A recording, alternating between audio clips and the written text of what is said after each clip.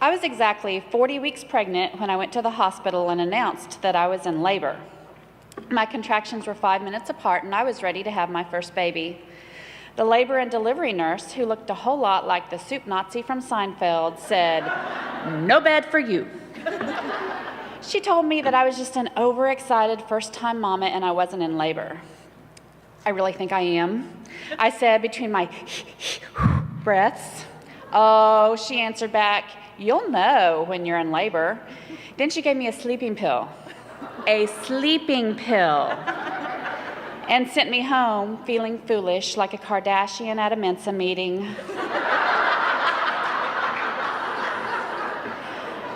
When we left the hospital, I rolled my eyes and I said to my husband, "I know I'm in labor. I know." About 6 hours later, when the nursing shift changed, we went back to the hospital. My eyes were still crossed from the sleeping pill, and 6 hours after that, our first daughter was born. I did know. I did know I was in labor. I was right. My mama instincts were right on, and for the most part, they've been right on since. The first night we had our baby girl home from the hospital, she slept through the night. Please do not throw things or call me names, because I did not sleep through the night. In fact, I was up every 30 minutes or so checking on my little cherub to make sure she was still breathing, to make sure that the room was warm enough, and to make sure that Australian dingoes had not carried her off into the night.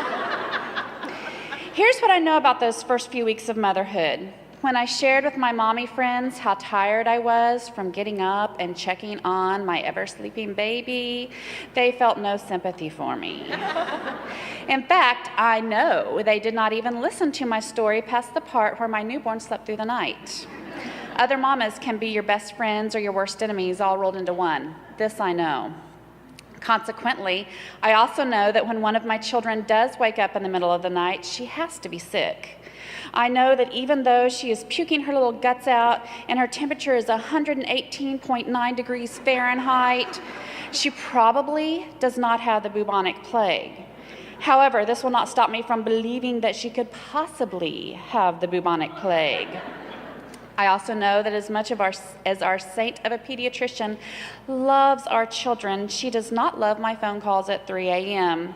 She's explained time and again that the bubonic plague is virtually non-existent. Keyword, virtually.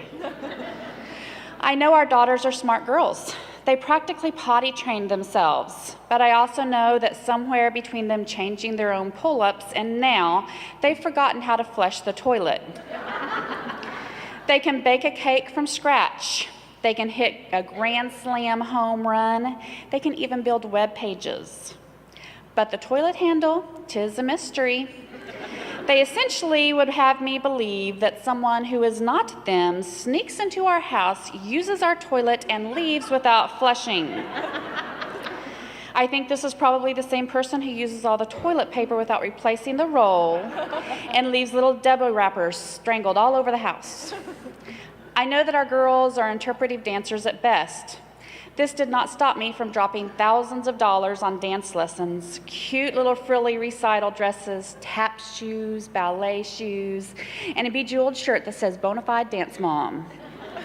The very first recital showcased our daughter wrestling with another misplaced ballerina.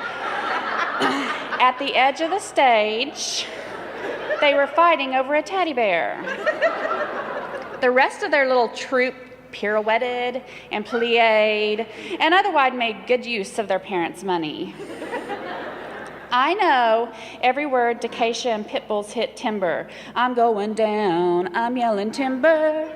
And I knew this song before it even hit mainstream radio because somewhere in between dance recitals and elementary school, my girls became tweens and teens.